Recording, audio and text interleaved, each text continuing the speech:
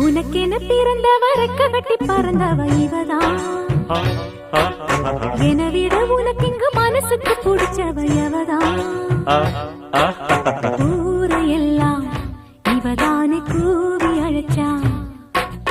ஆசமாமன் இவன் தான் பாட்டு படிச்சா. எம்மாடியோ